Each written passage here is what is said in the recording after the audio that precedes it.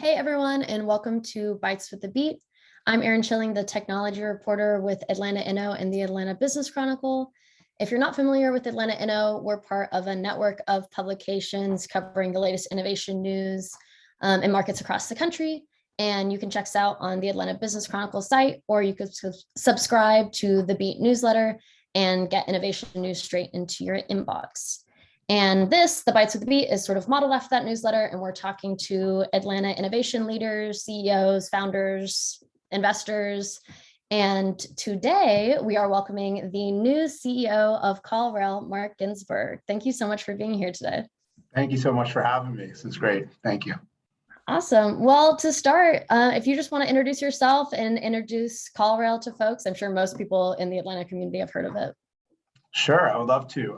So I am Marc Ginsberg. I joined CallRail less than a month ago. I came down from New Jersey. This is actually my third time relocating to Georgia. So I'm a little bit addicted. I can't get away from the state of Georgia, and it keeps pulling me back. And it's really great to be back.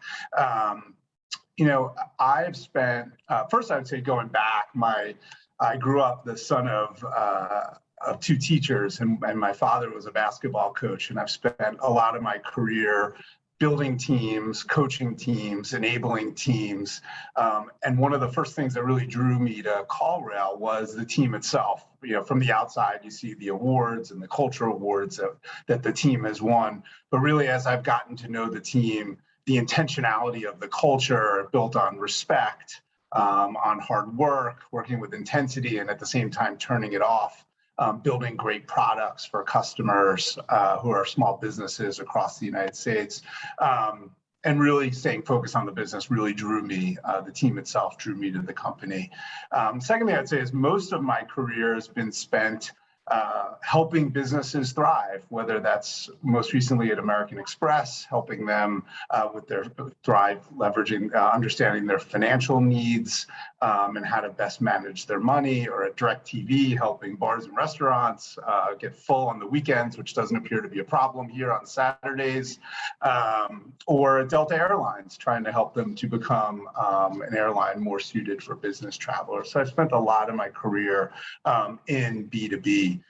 And CallRail is really all about helping businesses grow, helping businesses thrive, helping businesses achieve whatever goals they have by serving to build products that help them optimize their marketing spend to attract and secure new customers and continue to engage more deeply with their current customers. And to me, working in advertising services for a great deal of my life and being able to take the capabilities that we had at a DirecTV or at an American Express and bring those to the 180,000 small businesses that CallRail serves today was an opportunity that was frankly too good to pass up. Interesting. So, and I think you said right before the call that you're on day 20 of your position. So tell me a little bit about how that transition has been with the move, and then, especially with the pandemic's still going on and everyone's sort of in the hybrid, remote, sometimes in the office sort of model. Yeah, it's been interesting moving during this time. Especially, I have two boys, one going into high school and one going into sixth grade, and so that transition, particularly in a remote environment, can be a little bit tricky. But I'll tell you, it's been interesting.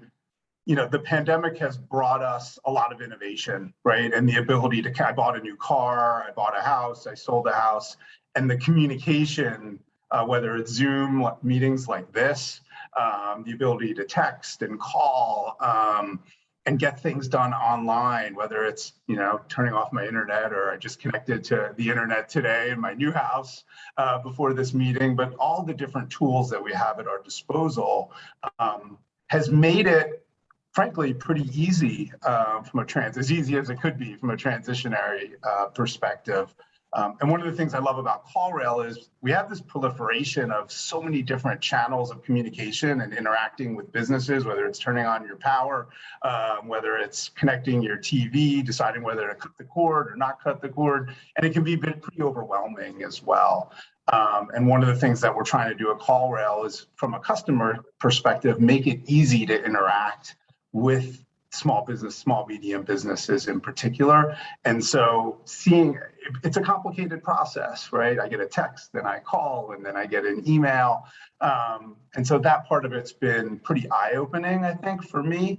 And also, made me that much more excited about what we can do here to help businesses simplify their communications and really act on helping those customers as best that they can. Mm-hmm. So tell me a little bit about, I guess, specifically for marketing technology and marketing analytics, like what have been sort of, I don't know, the most exciting innovations that you've seen in that space, and sort of where does CallRail play into that?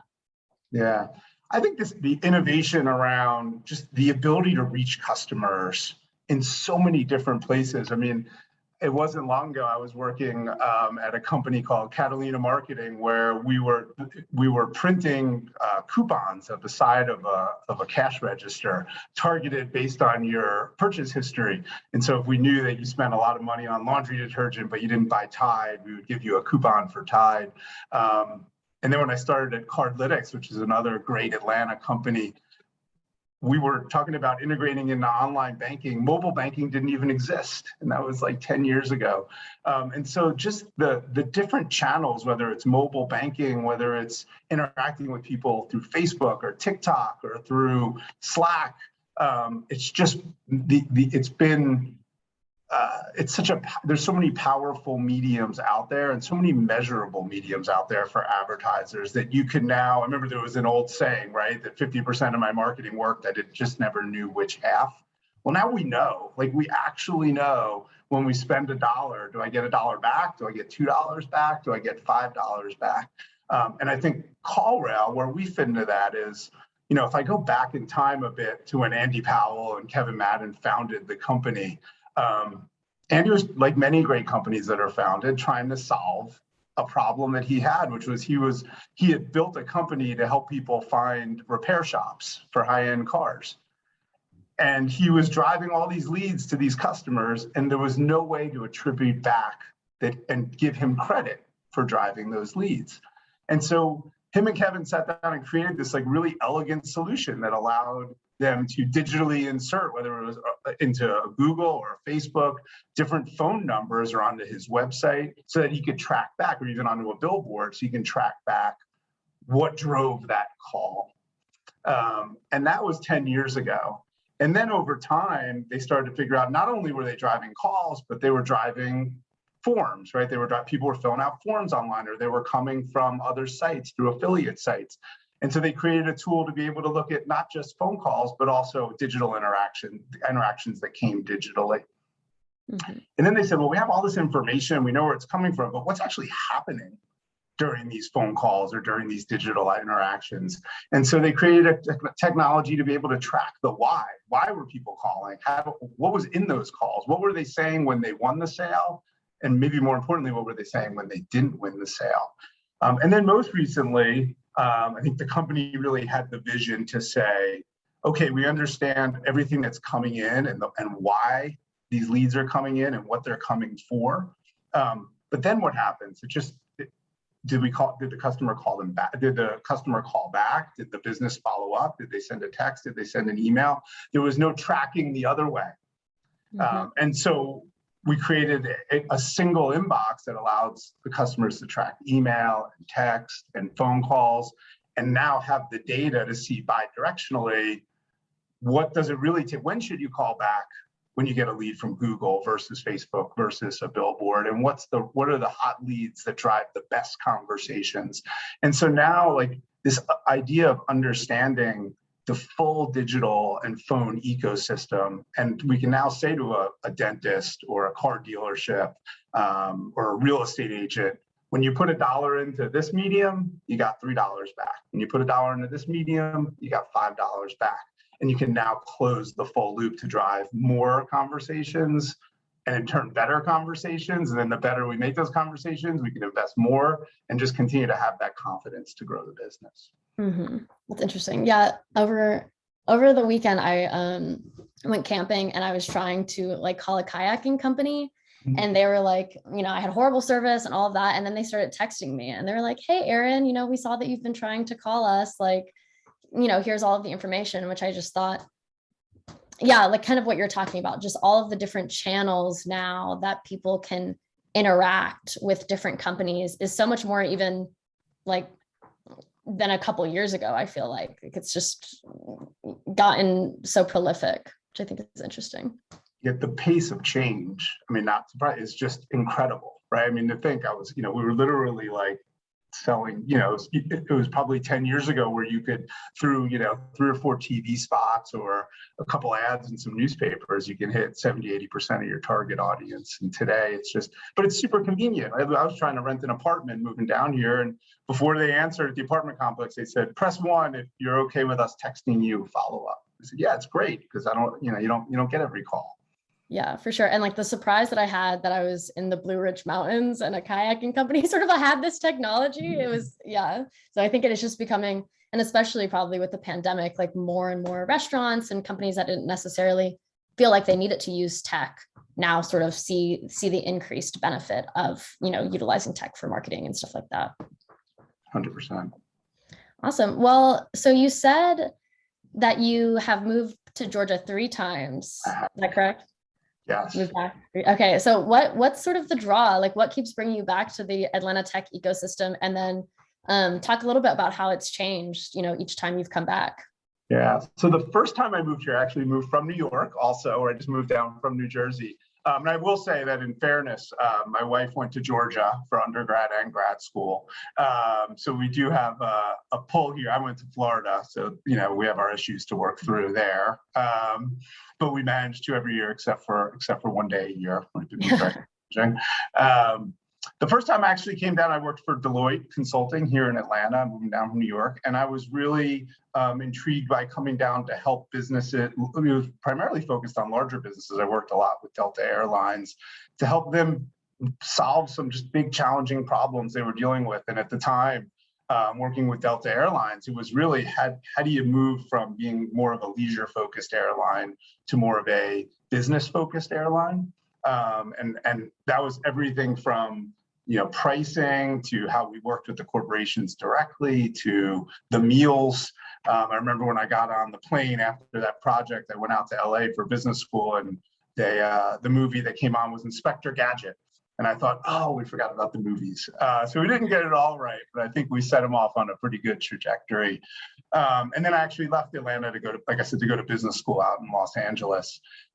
The second time I came back to Atlanta, I was one of the very early employees.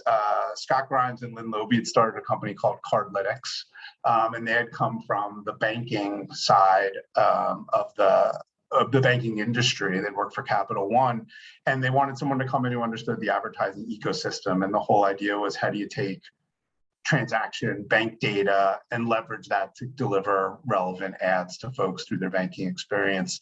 And so I was one of the first 15, 20 people at that company. And, it's interesting that, both times Atlanta, both for CardLytics as well as for CallRail, it was really about I was drawn by early stage technology or mid stage technology, high growth organizations. And the Atlanta market, I think, has really, in CardLytics and as a matter of fact, Amex, I was just left Amex, which we recently acquired Cabbage. And so Cabbage was another company back at the time that was really thriving here in the Atlanta market. And now I just watched your interview recently with Rob over in SalesLoft. There's just so many, MailChimp down the road. We were one of the first people in Ponce City Market. Now it just seems like when we were at CardLytics, there are so many businesses that are really thriving, and the tech scene is really thriving. And it's amazing to see. It's the town itself. It's got a great social scene and art scene and entertainment scene. The airport is phenomenal. It gets you anywhere you want to go pretty quickly, direct. The weather is fantastic. Other than that football team in Athens, I think it's, I don't know how you can get a better city to, you have Georgia Tech and Georgia State right down the road with just incredible talent. And so it's a perfect hotbed, I think, for technology growth in early companies to find great talent and be able to build a great team. Mm-hmm. Well, I have to be with your wife on the Bulldog fan, since I also went to UGA. So, and we just won our first game. It was a I big was told win. I'm not a football fan. Yeah. It was a good one. Yeah, awesome. Well, tell me a little bit, what are your priorities as CEO? Like, what do you hope to sort of goals for CallRail and for the company? Yeah, I think the first thing is, it always starts with the team, right? Like, this is a well-documented, difficult market for hiring and retaining talent. And I think we want to make this the best place to work. We want to hire the best, most diverse, most talented team that we can build, of people that love to work together, love to collaborate. And so that's the first, the by far most important priority is how do we find great, diverse talent, and how do we engage them in every way so that they're excited to come to work every day. And the company's very intentional about our culture, about what we stand for. And we have a group that's responsible solely for thinking about our culture every day. We do surveys to ensure that we're tracking our progress in different areas to ensure we're delivering the best experience possible. So that's number one, probably one and two. The second thing I would say is, how do we continue to build incredible solutions for our customers? And I think the really important thing to understand when working with B2B customers is the needs of a real estate agent are very different than the needs of an automotive dealership, which are very different than the needs of a dentist. And the one thing I know is across all three, dentists are much better at filling cavities than they are in marketing. And automotive dealerships are better at selling cars than they are at advertising. And for us, like, how do we continue to get into the mindset to understand the needs of our different customer bases, and how do we build and tailor our products to best deliver for them? I can give you a good story. When I was actually at Cardlytics, we were selling to restaurants and we were striking out left and right. I mean, we were going in, I was like, I don't understand how people are saying no. This is amazing. We're thinking about their needs and their problems and their goals. And I was talking to someone and I said, I don't understand. We keep striking out. We keep talking to these restaurant chains, and no one's interested. And they said, you need to talk to this person. He was the former CMO of Red Lobster. Why don't you talk to him? He knows the restaurant industry. He might be able to help you. So his name was Matt. I said, Matt, why don't you come along to some sales calls and see product? Like, help me understand. Just listen. Come to 3 calls and just listen. So we get through our 3rd call, and I said, okay, we're 0 for 3. No surprise there. What are we doing wrong? And he said, you sound like you've never worked in a restaurant in your entire life. Which is ironic because I was a waiter and a busboy, so I a short order cook. And he said, if you call them customers one more time, I'm gonna go through the wall. Like, you need to call them guests. That's what everyone who works in the restaurant industry calls them. And when I was at American Express, I remember we did we were focused on construction companies. And when I worked with the salespeople, they said, can you come in and meet with me at 7 a.m. tomorrow morning instead of 8:30? And I said, sure. And I said, why do you want me to come in so early? And they said, because this is when they're driving to the site. And if we don't hit them here, you're not going to hit them. And so, priority number 2 is like really understand our customers. And this company is so good at building products, their needs. And so help really understanding, what are they trying to achieve within each different customer group? What are the problems they're facing in getting to that? And what do they need to help them overcome those? And then the final thing is, if you have the right team, and you build and you continue to build great products that are unique to the different customer segments, how do you really accelerate growth? How do we build new strategic partnerships where we're complementary to different businesses? How do we continue to invest in marketing, in sales, in engineering in a big way to build new diverse products that really help our customers grow?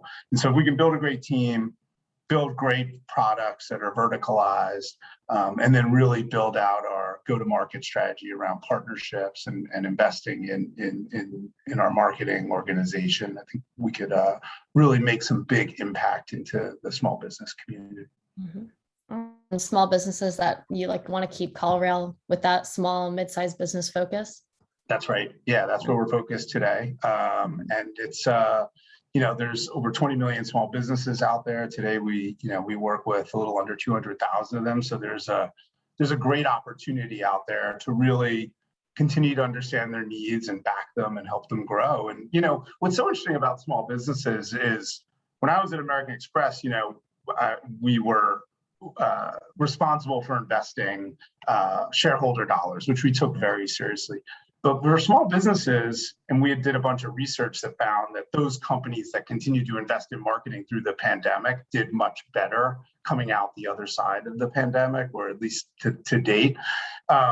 But it's scary investing in marketing. Not only is it scary because I don't know if it's going to work, but it's scary because it might be my kid's college fund that we're working with, right? It's not a marketing fund of public dollars. And so, you know, take that, and I know everyone at CallRail takes that really seriously. Like, how do we minimize the risk for these customers in spending their dollars on, you know, in marketing to grow their business and help them pivot quickly if something isn't working or if something is working.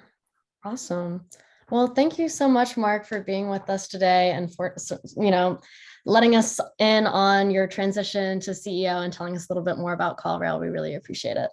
Awesome. Well, thank you for having me. Look forward to working closely with you and the rest of the Atlanta business community. Awesome. Have a great day. You too. Bye-bye.